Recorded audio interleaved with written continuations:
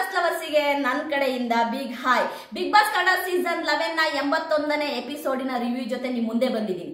ಈ ಎಪಿಸೋಡು ತುಂಬಾನೇ ಚೆನ್ನಾಗಿತ್ತು, ತುಂಬಾ ಸ್ವಾರಸ್ಯವಾಗೂ ಇತ್ತು, ಸೂಪರ್ ಆಗೂ ಇತ್ತು. ಓಕೆ, ಎಪಿಸೋಡಿಗೆ ಹೋಗೋಕ್ಕಿಂತ ಮುಂಚೆ ನಿಮ್ಮೆಲ್ಲರಿಗೂ ಒಂದು ವಿಷಯನ ನಾನು ಕ್ಲಿಯರ್ ಮಾಡಬೇಕು ಅಂತ ಇದ್ದೀನಿ. ಎಲ್ಲರೂ ಹೇಳ್ತಾ ಇರೋದು ಏನ್ ಗೊತ್ತಾ, ಮೋಕ್ಷಿತಾ ಮತ್ತೆ ಉಗ್ರಂ ಮಂಜು ಮತ್ತೆ ಗೌತಮಿ ಜೊತೆ ಕುತ್ಕೊಂಡು ಮಾತಾಡ್ತಾ ಇದ್ದಾರೆ, ಅವ್ರ ಜೊತೆ ಸೇರ್ಕೊಂಡಿದ್ದಾರೆ, ಈಗೆಲ್ಲೋಯ್ತು ಸ್ವಾಭಿಮಾನ ಅಂತೆಲ್ಲ ಹೇಳ್ತಾ ಇದ್ದಾರೆ. ನಿಮಗೊಂದು ಕೈಂಡ್ ಇನ್ಫಾರ್ಮೇಶನ್, ಅಲ್ಲಿ ರಜತ್ ಮತ್ತೆ ತ್ರಿವಿಕ್ರಮ್ ಕೂಡ ಅದೇ ಮಾತಾಡ್ತಾರೆ. ನಾಮಿನೇಟ್ ಮಾಡಿದ್ಮೇಲೆ ಅವ್ರನ್ನ ಕರ್ಕೊಂಡೋಗಿ ಸೈಡಿಗೆ ಕರ್ಕೊಂಡೋಗಿ ಆಯ್ತಾ ಕ್ಲಿಯರಿಟಿ ಕೊಡ್ತಾರೆ ಗೌತಮಿ ಅನ್ನೋದನ್ನ ಅಲ್ಲಿ ಮಾತಾಡ್ತಾ ಇರ್ತಾರೆ ತ್ರಿವಿಕ್ರಮ್ ಅವರು ಕೂಡ. ಸೇಮ್ ನಾನು ಇಲ್ಲಿ ಅದೇ ಹೇಳ್ತೀನಿ. ಮೋಕ್ಷಿತಾ ಏನು ಹೋಗಲ್ಲ ಅವ್ರ ಹತ್ರ ಕುತ್ಕೊಂಡು ಮಾತಾಡಕ್ಕೆ. ಗೌತಮಿ ಮೋಕ್ಷಿತನ ಕರೀತಾರೆ, ಕರೆದು ಆಯ್ತಾ ಬನ್ನಿ, ಏನ್ ಮಿಸ್ಅಂಡರ್ಸ್ಟ್ಯಾಂಡಿಂಗ್ ಇದೆಯಲ್ಲ ಹೇಳ್ ಬನ್ನಿ, ನಾನು ನಿಮಗೆ ಕ್ಲಿಯರಿಟಿ ಕೊಡ್ತೀನಿ ಅಂತ ಕರೆದಾಗ ಗಾರ್ಡನ್ ಅಲ್ಲಿ ಕೂತ್ಕೊಂಡು ಮೋಕ್ಷಿತಾ ಉಗ್ರಂ ಮಂಜು ಮತ್ತೆ ಗೌತಮಿ ಹೇಳೋದನ್ನ ಕೇಳ್ಕೊಂತಾ ಇರ್ತಾರೆ. ಹಂಗಂದ ಮಾತ್ರಕ್ಕೆ ಮತ್ತೆ ಅವ್ರ ಜೊತೆ ಓಕೆ ಅವ್ರು ಬೀಸಿದ ಬಲೆಯಲ್ಲಿ ಬಿದ್ರು ಅಂತಲ್ಲ ಮೋಕ್ಷಿತಾ. ಉಗ್ರಂ ಮಂಜು ಮತ್ತೆ ಗೌತಮಿ ಆಯ್ತಾ ರೂಪಿಸಿದ ಬಲೆಯಲ್ಲಿ ಮೋಕ್ಷಿತಾ ಬಿದ್ರು ಅಂತಲ್ಲ, ಒಬ್ರು ಕರೆದಾಗ ಹೋಗಿ ಆಯ್ತಾ ಅವ್ರು ಹೇಳೋದನ್ನ ಕೇಳೋದಿದೆಯಲ್ಲ ಅದೊಂದು ಸಂಸ್ಕಾರ. ಅವರು ಬನ್ನಿ ನಾನು ನಿಮ್ಮ ಹತ್ರ ಮಾತಾಡಬೇಕು, ನಿಮಗೆ ಕ್ಲಿಯರಿಟಿ ಕೊಡಬೇಕು ಅಂತ ಕರೆದಾಗ ಹೋಗಿ ಕೂತು ಮಾತನಾಡೋದು ಒಂದು ಸಂಸ್ಕಾರ. ಅದನ್ನ ಮೋಕ್ಷಿತಾ ಮಾಡಿದ್ದಾರೆ, ಅದರಲ್ಲಿ ತಪ್ಪು ಏನೂ ಇಲ್ಲ, ಸರಿಯಾ? ಅದಾದ ನಂತರ ಬೆಡ್ ಮೇಲೆ ಕುತ್ಕೊಂಡು ಉಗ್ರಂ ಮಂಜು ಮತ್ತೆ ಗೌತಮಿ ಏನೋ ಒಂದು ಎಂತ ಹುಡುಗಿ ಬೇಕು ಅಂತ ಕೇಳ್ತಿದ್ದಾಗ ಅಲ್ಲೇ ಎದುರುಗಡೆ ಬೆಡ್ಡಲ್ಲಿ ಇದ್ದಂತಹ ಮೋಕ್ಷಿತನ ಕರೀತಾರೆ ಉಗ್ರಂ ಮಂಜು ಕರೆದು ಆಯ್ತಾ ನನಗೆ ಮದುವೆ ಆಗ ಹುಡುಗಿ ಹೇಗಿರ್ಬೇಕು ಅಂದಾಗ ಮೋಕ್ಷಿತ ಅದನ್ನ ವರ್ಣನೆ ಮಾಡಿ ಹೇಳ್ತಾರೆ. ಯಾಕೆಂದ್ರೆ ಸಂಡೇ ಎಪಿಸೋಡಲ್ಲಿ ಮೋಕ್ಷಿತ ಹೇಗೆ ಉಗ್ರಂ ಮಂಜು ತರ ಆಕ್ಟ್ ಮಾಡಿದ್ರಲ್ಲ ಅದೇ ರೀತಿ ಉಗ್ರಂ ಮಂಜು ಮೋಕ್ಷಿತನ ಕೇಳಿದಾಗ ಅವ್ರು ಹೇಳ್ತಾರೆ, ನಿಮ್ಗೆ ಹಿಂಗಿರ್ಬೇಕಲ್ವಾ ಅಣ್ಣ ಹುಡುಗಿ, ಈ ರೀತಿ ಇರಬೇಕು, ತುಟಿ ಚಿಕ್ಕದಿರ್ಬೇಕು, ಕಣ್ ದೊಡ್ಡದಿರ್ಬೇಕು ಅಂತ ಹೇಳ್ತಾರೆ. ಅದ್ರಲ್ಲಿ ತಪ್ಪೇನಿದೆ? ತಪ್ಪೇನಿಲ್ಲ. ಹಂಗಂದ ಮಾತ್ರಕ್ಕೆ ಮೋಕ್ಷಿತಾ ಗೌತಮಿನೂ ಮತ್ತೆ ಉಗ್ರಂ ಮಂಜುನು ನಂಬಿ ಮತ್ತೆ ಅವ್ರ ಒಟ್ಟಿಗೆ ಸೇರ್ಕೊಂತಾರೆ ಅಂತ ನೀವು ತಿಳ್ಕೊಂತಿದ್ರೆ ನಿಮ್ ಭ್ರಮೆ. ಮೋಕ್ಷಿತನ್ಗೆ ತುಂಬಾ ಕ್ಲಿಯರಿಟಿ ಇದೆ, ಓಕೆನಾ? ಓಕೆ, ಎಪಿಸೋಡಿಗೆ ಬರೋಣ. ಎಪಿಸೋಡಿಗೆ ಬಂದರೆ ನಿನ್ನೆ ಏನು ಕರ್ನಾಟಕ ಕದರ್ಸ್ ಟೀಮರು ವಿನ್ ಆಗಿದ್ರು, ವಿನ್ ಆದ ಅಂಥವರಿಗೆ ಒಬ್ಬರನ್ನ ಸೇವ್ ಮಾಡೋ ಅಂತ ಒಂದು ಆಪರ್ಚುನಿಟಿ ಬಿಗ್ ಬಾಸ್ ಅವ್ರು ಕೊಡ್ತಾರೆ. ಒಬ್ಬ ಕಂಟೆಸ್ಟೆಂಟ್ನ ಸೇವ್ ಮಾಡುವಂಥ ಆಪರ್ಚುನಿಟಿನ ನಮ್ಮ ಬಿಗ್ ಬಾಸ್ ಕೊಟ್ಟಾಗ ಕರ್ನಾಟಕ ಕದರ್ಸ್ ತಂಡದವರು ಯಾರನ್ನ ಸೇವ್ ಮಾಡ್ತಾರೆ ಅಂದರೆ ಐಶ್ವರ್ಯ ಅವ್ರನ್ನ ಸೇವ್ ಮಾಡ್ತಾರೆ. ಕಾರಣ ಇಷ್ಟೇ, ಐಶ್ವರ್ಯ ಹೋದ್ಸರಿ ಆಚೆ ಹೋಗಿ ಹೊರಗೆ ಬಂದಿದ್ದೀನಿ, ನಾನು ತುಂಬ ಎಡ್ಜಿಗೆ ಹೋಗಿ ಎಲಿಮಿನೇಟ್ ಹಂತಕ್ಕೆ ಹೋಗಿ ನಾನು ಹೊರಗಡೆ ಬಂದಿದ್ದೀನಿ, ಹಾಗಾಗಿ ನನಗೊಂದು ಆಪರ್ಚುನಿಟಿ ಬೇಕು ಅಂತ ಕೇಳಿದಾಗ ಎಲ್ಲರೂ ಒಮ್ಮತದಿಂದ ಕೊಡ್ತಾರೆ, ಐಶ್ವರ್ಯನ ಸೇವ್ ಮಾಡ್ತಾರೆ. ಐಶ್ವರ್ಯನ ಸೇವ್ ಮಾಡಿದ ನಂತರ ಮೋಕ್ಷಿತನಿಗೂ ಸ್ವಲ್ಪ ಬೇಜಾರಾಗುತ್ತೆ, ನನ್ನ ಸೇವ್ ಮಾಡ್ಬೋದಿತ್ತಲ್ಲ ಅಂತ. ಬಟ್ ಮೋಕ್ಷಿತ ಅದನ್ನೇನು ತಲೆ ಕೆಡಿಸ್ಕೊಳಲ್ಲ. ಮೋಕ್ಷಿತನಂತ ಬುದ್ಧಿನೂ ಇಲ್ಲ. ಅಂದರೆ ಮೋಕ್ಷಿತ ಹೆಂಗೆ ಅಂತಂದರೆ ಎಲ್ಲ ನನಗೆ ನನ್ನನ್ನು ಸೇವ್ ಮಾಡಬೇಕು, ನಾನೇ ಇರಬೇಕು, ನಾನೇ ಫಸ್ಟ್ ಇರಬೇಕು, ಆ ಥರ ಮನಸ್ತತ್ವದ ಹುಡುಗಿನೇ ಅಲ್ಲ ಮೋಕ್ಷಿತ. ಹಾಗಾಗಿ ಮೋಕ್ಷಿತ ಏನು ಬೇಜಾರು ಮಾಡ್ಕೊಳ್ಳೋದು, ಇಷ್ಟು ಓಕೆ ಅಂತ ಸುಮ್ಮನೆ ಆಗ್ತಾರೆ. ಮಾರ್ನಿಂಗು ಯಥಾಸ್ಥಿತಿ ಆಯಿತಾ ನಮ್ಮ ಬಿಗ್ ಬಾಸ್ ಅವರು ಮತ್ತೆ ಇನ್ನೊಂದು ತುಂಬ ವೆರಿ ವೆರಿ ಇಂಟ್ರೆಸ್ಟಿಂಗ್ ಆಗಿರುವಂತಹ ಒಂದು ಟಾಸ್ಕ್ ಇಡ್ತಾರೆ. ಏನಪ್ಪ ಅಂದರೆ ಯಾರ್ಯಾರು ನಾಮಿನೇಷನ್ ಇಂದ ಹೊರಗಡೆ ಇದ್ದಾರೆ ನೋಡಿ, ಈ ಕರ್ನಾಟಕ ಕಿಲಾಡಿಗಳು ಕರ್ನಾಟಕ ಕದರ್ಸ್ ಟೀಮಿಂದ ಯಾರ್ಯಾರು ನಾಮಿನೇಷನ್ ಇಂದ ಹೊರಗಡೆ ಇದ್ದಾರೆ, ಯಾರು ನಾಮಿನೇಟ್ ಆಗಿಲ್ಲ ಅವ್ರನ್ನೆಲ್ಲ ನೇರ ಕ್ಯಾಪ್ಟನ್ಗೆ ಆಯ್ತಾ ಗೇಮಿಗೆ ಅವ್ರನ್ನ ಸೆಲೆಕ್ಟ್ ಆಗಿದ್ದಾರೆ, ಕ್ಯಾಪ್ಟನ್ ಓಟದಲ್ಲಿ ಅವ್ರು ಇದ್ದಾರೆ ಅಂತ ನಮ್ಮ ಬಿಗ್ ಬಾಸ್ ಅವರು ಹೇಳಿದ್ರು. ಹಾಗಾಗಿ ಅವ್ರ ಜೊತೆಗೆ ನಮ್ಮ ಐಶ್ವರ್ಯ ಹಾಗೆ ಧನರಾಜ್ ಅವ್ರು ಕೂಡ ಸೇರ್ಕೊಂಡ್ರು. ಯಾಕೆಂದ್ರೆ ಅವ್ರು ನಾಮಿನೇಟ್ ಆಗಿರಲಿಲ್ಲ ಅನ್ನೋದ ಕಾರಣಕ್ಕೆ, ಸೇವ್ ಆಗಿದ್ದಾರೆ ಅನ್ನೋ ಕಾರಣಕ್ಕೆ. ಆಮೇಲೆ ನಮ್ಮ ಬಿಗ್ ಬಾಸ್ ಒಂದು ಟ್ವಿಸ್ಟ್ ಇಡ್ತಾರೆ. ಏನಪ್ಪ ಟ್ವಿಸ್ಟ್ ಅಂದರೆ ಅಲ್ಲಿ ಕೆಲವೊಂದು ಪದಗಳನ್ನ ಕೊಡ್ತಾರೆ. ಕೆಲವೊಂದು ಪದಗಳು ಅಂದರೆ ಪಕ್ಷಪಾತ, ಆಮೇಲೆ ಸ್ವಂತ ನಿರ್ಧಾರ ತಗೊಳಲ್ಲ, ಆಮೇಲೆ ಹೇಳಿದ ಮಾತಿಗೆ ನಿಲ್ಲಲ್ಲ, ಅಂದರೆ ಏನು ಮಾತಾಡ್ತಾರೆ ಆ ಮಾತಿನ ಮೇಲೆ ನಿಲ್ಲಲ್ಲ, ಈ ಥರ ಕೆಲವೊಂದು 3 ಪದಗಳನ್ನು ಕೊಡ್ತಾರೆ. ಆವಾಗ ನಿನ್ನ ಉಳಿದಂತಹ ಕಂಟೆಸ್ಟೆಂಟು ಯಾರಪ್ಪ, ನಮ್ಮ ರಜತ್ತು, ತ್ರಿವಿಕ್ರಮ್. ಯಾಕಂದ್ರೆ ತ್ರಿವಿಕ್ರಮ್ ಸೆಲ್ಫ್ ನಾಮಿನೇಟ್ ಆಗಿದ್ರಲ್ಲ, ತ್ರಿವಿಕ್ರಮು ಆಯ್ತಾ, ರಜತ್ತು, ತ್ರಿವಿಕ್ರಮು, ಮೋಕ್ಷಿತಾ, ಹನುಮಂತು, ಇವರು ಒಬ್ಬೊಬ್ಬರನ್ನೇ ಆಯ್ತಾ ತಳ್ತಾ ಬರ್ತಾರೆ. ಇಲ್ಲಿ ಉಗ್ರಂ ಮಂಜುನ ತಳ್ಳತಿಗೆ ರಜತ್ತರ್ ಕೊಡುವಂತಹ ಒಂದು ಆನ್ಸರ್ ಏನು ಅಂದ್ರೆ, ಉಗ್ರಂ ಮಂಜು ಯಾವುದೇ ಒಂದು ಗೇಮ್ನ ವಿನ್ ಆದ್ರೆ ನಾನೇ ವಿನ್ ಆದೆ, ನನ್ನಿಂದನೇ ವಿನ್ ಆದೆ ಅಂತಾರೆ ಅಂತೇಳಿ ತಳ್ಳಿದ್ರು. ಅದೇ ರೀತಿ ಹನುಮಂತು ಭವ್ಯಗೌಡನ್ನ ತಳ್ಳಕ್ಕೆ ಮೇನ್ ಕಾರಣ ಎಷ್ಟೇ ಅಂತಂದ್ರೆ, ಭವ್ಯಗೌಡಂದು ಏನು ಅಂದ್ರೆ ಈ ದುರಂಕಾರದ ಮಾತುಗಳು. ಡೇ 1 ಇಂದ ಹನುಮಂತುಗೆ ಭವ್ಯಗೌಡನ ಕಂಡ್ರಾಗಲ್ಲ. ಕಾರಣ ಇಷ್ಟೇ, ಯಾವುದಕ್ಕೂ ಕೂಡ ಅಕ್ಸೆಪ್ಟ್ ಮಾಡ್ಕೊಳೋ ಗುಣ ಇಲ್ಲ, ಯಾವುದನ್ನು ಅಕ್ಸೆಪ್ಟ್ ಮಾಡ್ಕೊಳಲ್ಲ ಭವ್ಯಗೌಡ. ಭವ್ಯಗೌಡ ಗೇಮ್ ಚೆನ್ನಾಗಿ ಆಡಲ್ಲ ಅಂತ ಇಲ್ಲಿ ಯಾರು ಹೇಳ್ತಾ ಇಲ್ಲ. ಭವ್ಯಗೌಡ ಏನು ನಾನು ವೈರಿ ಅಲ್ಲ, ಗೇಮ್ ಚೆನ್ನಾಗಿ ಆಡ್ತಾಳೆ, ಬಟ್ ಯಾವುದನ್ನು ಅಕ್ಸೆಪ್ಟ್ ಮಾಡ್ಕೊಳಲ್ಲ.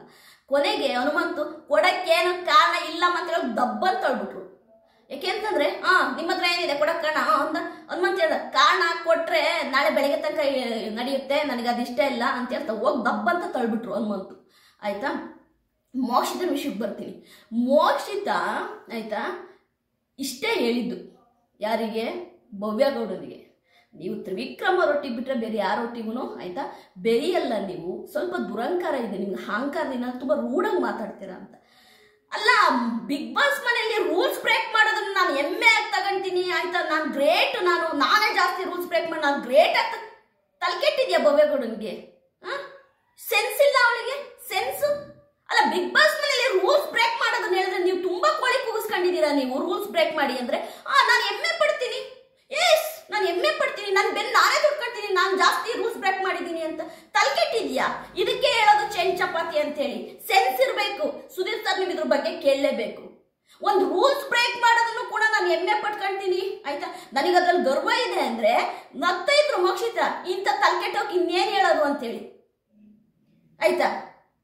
ಇಂಥ ತಲೆಕೆಟ್ಟವ್ರಿಗೆ ನಿನ್ ಏನ್ ಹೇಳಕ್ಕಾಗತ್ತೆ? ಬಿಗ್ ಬಾಸ್ ಮನೆ ರೂಲ್ಸ್ ಬ್ರೇಕ್ ಮಾಡೋದನ್ನು ಕೂಡ ಆಯ್ತಾ ಅಪ್ರಿಶಿಯೇಟ್ ಮಾಡ್ಕೊಂತಾರಲ್ಲ, ತಮ್ಮಿಗೆ ತಾವೇನೆ ಅಪ್ರಿಶಿಯೇಟ್ ಮಾಡ್ಕೊಂಡೆ.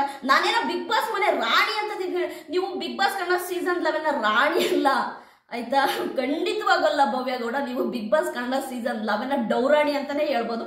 ಭಯಂಕರವಾಗಿ ಡೌ ಮಾಡ್ತೀರ. ಅಲ್ಲ, ರೂಲ್ಸ್ ಬ್ರೇಕ್ ಮಾಡೋದನ್ನು ಕೂಡ ಹೆಮ್ಮೆ ಆಗಿ ಹೌದು ನಾನು ರೂಲ್ಸ್ ಬ್ರೇಕ್ ಮಾಡಿದ್ದೀನಿ, ಓಕೆ ನಾನೇ ಬೆನ್ನು ತೊಡ್ಕೊಳ್ತೀನಿ, ನಾನು ಯಾರ ಜೊತೆನೂ ಸಂಬಂಧ ಮಾಡೋಕೆ ಬಂದಿಲ್ಲ ಹಾಗೆ ಹೀಗೆ ಆಯ್ತಾ. ತ್ರಿವಿಕ್ರಮ ಒಟ್ಟಿಗೆ ಇರ್ತೀರಾ, ಬೇರೆಯವ್ರ ಜೊತೆಗೂ ಬೆರೀರಿ ಅಂದ್ರೆ ನೀನು ನಿನ್ನಿಷ್ಟದಂತೆ ಮಾತಾಡೋ. ನೀನು ತ್ರಿವಿಕ್ರಮ ಒಟ್ಟಿಗೆ ಇರು, ನೀನು ಏನು ಬೇಕಾದರೂ ಮಾಡೋ. ಅದನ್ನು ಕಟ್ಕೊಂಡು ಮೋಕ್ಷಿತಗೆ ಏನಾಗಬೇಕಾಗಿದೆ? ರೀಸನ್ ಕೊಡಬೇಕು, ರೀಸನ್ ಕೊಡ್ತಿದ್ದಾರೆ. ನಿನಗೆ ತಗೊಳಕ್ಕೆ ಇಷ್ಟ ಇದ್ದರೆ ತಗೊಂಡಿಲ್ಲಿದ್ರೆ ಸುಮ್ಮನೆ ಇರು. ಅದು ಬಿಟ್ಟು ಮಾಡಿದ ತಪ್ಪುಗಳನ್ನ ಎತ್ತಿ ಎಣಿಸಿದ್ರೆ ಅಂತ ಬಾಡಿ ಲ್ಯಾಂಗ್ವೇಜ್ ಆಯ್ತು ಓಕೆ ಹಂಗೆ ಹಿಂಗೆ ಏನದು ಆ ಬಾಡಿ ಲ್ಯಾಂಗ್ವೇಜ್ ಮಾಡಿದ್ರೆ ಒಂಥರ ಮಕ್ಕಳು ಹೇಳೋಂಗೆ ಸಿಟ್ಟು ಬರುತ್ತೆ. ನೀವೇನೇ ಹೇಳಿ ಸ್ನೇಹಿತರೆ, ನಾನು ಆಯ್ತಾ ಭವ್ಯಗೌಡ ದುರಂಕಾರಿ ಅಹಂಕಾರಿ ಅಂತಾನೆ ಹೇಳ್ತೀನಿ. ಬಿಗ್ ಬಾಸ್ ಕನ್ನಡ ಸೀಸನ್ 11 ಡೌರಾಣಿ ಯಾರು ಅಂದ್ರೆ ಅದು ಆಯ್ತಾ ಭವ್ಯಗೌಡ ಅಂತ ಹೇಳ್ತೀನಿ. ಅದಾದ ನಂತರ ಆಯ್ತಾ ಅವರೊಂದು ಆಯ್ತಾ ಡೌ ಮಾಡ್ತಾರೆ ಒಳಗಡೆ. ಯಾರೋ ನಮ್ಮ ತ್ರಿವಿಕ್ರಮ್ ಅವ್ರ ಹತ್ರ ಏನು ಗೊತ್ತಾ, ಡೈನಿಂಗ್ ಟೇಬಲ್ ಮೇಲೆ ಕುತ್ಕೊಂಡು ಒಬ್ರು ಫ್ರೆಂಡ್ಸ್ ಇದ್ಲಂತೆ, ಅವಳು ಎಲ್ಲರಲ್ಲೂ ಚಿಕ್ಕ ಹುಡುಗಿ ಅಂತೆ, ಅವಳು ಆಗಂತೆ ಈಗಂತೆ. ತ್ರಿವಿಕ್ರಮ್ ಉಪ್ಪು ಹಾಕ್ಲಿಲ್ಲ, ಇವಳು ಹೇಳೋ ಸ್ಟೋರಿಗೆ ಉಪ್ಪು ಹಾಕ್ಲಿಲ್ಲ. ನೀನ್ ತಲೆ ಕೆಟ್ಟೊಳ್ಳಿ ಏನು ಹೇಳ್ಕಂತ ಸುಮ್ಮನೆ ಎದ್ದು ಬಂದ್ರು. ಅವ್ರು ಕೇಳೋ ತನಕ ಕೇಳಿ ಕೊನೆಗೆ ಎದ್ದು ಬಂದ್ರು. ಅವ್ರ ತಲೆನೇ ಕೆಡಿಸ್ಕೊಳ್ಳಿಲ್ಲ. ಅವ್ರು ತ್ರಿವಿಕ್ರಮ್ ತಲೆನೂ ಕೆಡಿಸ್ಕೊಳಲ್ಲ ಆಯ್ತಾ. ನೀನೇನು ಅನ್ನೋದು ಅವ್ರಿಗೆ ಚೆನ್ನಾಗಿ ಗೊತ್ತಿದೆ. ಅವ್ರು ಯಾಕೆ ಸುಮ್ಮನಿದ್ದಾರೆ ಅಂದ್ರೆ ಡೇ 1 ಇಂದ ನಿನ್ ಜೊತೆ ಇರ್ತಾ ಬಂದಿದ್ದಾರೆ. ಓಕೆ ನಾವು ಮಧ್ಯದಲ್ಲಿ ಯಾಕೆ ಬ್ರೇಕ್ ಮಾಡೋಣ ಅಂತ ಸುಮ್ಮನೆ ಇರ್ತಾ ಬರ್ತಿದ್ದಾರೆ.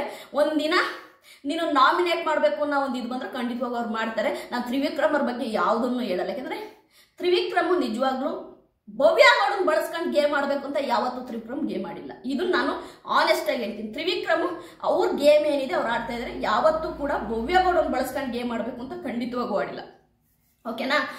ಏನು ಮೋಕ್ಷಿತ ಹೇಳಿದ್ರು ಕೂಡ ಇಲ್ಲ ಅಕ್ಸೆಪ್ಟ್ ಮಾಡ್ಕೋಬೇಕು. ಇಲ್ಲ ಆಯ್ತು ಇವ್ರು ಬಿಡಿ ಕರೆಕ್ಟ್ ಮಾಡ್ಕೊಂತೀನಿ. ಅದು ಬಿಟ್ಟು ದುರಂಕಾರದಿಂದ ನಾನು ಬಿಗ್ ಬಾಸ್ ರೂಲ್ಸ್ ಮಾಡೋಕ್ಕೆ ರೂಲ್ಸ್ನ ಬ್ರೇಕ್ ಮಾಡೋಕ್ಕೆ ಇರೋದು.